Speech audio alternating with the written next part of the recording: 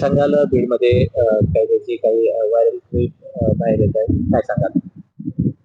मस्साजोग ग्रामपंचायतीची पोटनिवडणूक होऊ घातली. ते 28 तारखेला मतदान आहे आणि मागल्या 2 दिवसामध्ये ते क्लिप जवळपास सगळ्या मीडिया मार्फत किंवा सगळ्या पेपरवाल्यांनी तिचं ओवापोह झालेला आहे.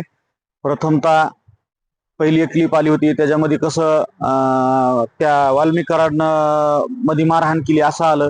दुसरी क्लिप आली की तो जो आरोपी अझर नावाचा तो सांगतोय की बाबा मी ह्याच्यामध्ये दोषी नाही किंवा मला आमचं दोघांचं मिटलंय आणि माझ्यावर दबाव आणून दादा खिंडकरच्या म्हणण्यावर मसाजोगची ग्रामपंचायत लागली आणि वाल्मिक कराडच्या ग्रुप गँगला बदनाम करा असं त्याच्या क्लिपमध्ये आहे किंवा त्यांनी तसं त्याचं स्टेटमेंट सुद्धा दिलंय म्हणजे जेल प्रशासना. मी प्रथमतः या गोष्टीचा निषेध करतो. लोकशाहीला जर एवढी मोठा काळीमा फासणारी जर अशी गोष्ट घडत असेल, बरं हे इलेक्शन ग्रामपंचायतचं आहे.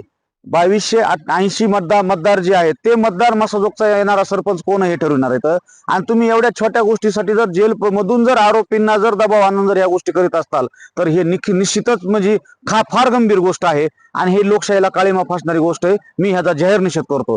ग्रामपंचायत लोकशाहीच्या मार्गाने तुम्ही लढायला पाहिजे होते. तुम्ही लोकांना सांगतात आम्हाला संतोष देशमुखचं स्वप्न बघायचे, मग संतोष देशमुखचं स्वप्न हे आहे का हे तुम्ही लोकांना सांगा. बरं, मी वारंवार तुमच्या मार्फत सांगत आलोय की तुम्ही मागल्या 13 वर्षामध्ये काय कामं केलीत हे जनतेसमोर मांडा आणि 18 महिन्यामध्ये तुम्हाला काय कामं करायचे हे तुम्ही जनतेसमोर मांडा आणि त्या माध्यमातून तुम्ही निवडणुकीला सामोरे जा. परंतु ते वेगळेच काहीतरी स्टंट करतायत आणि त्या वेगळ्या स्टंट आता तर हा नवीनच प्रकार आम्ही ऐकाय भेटलाय.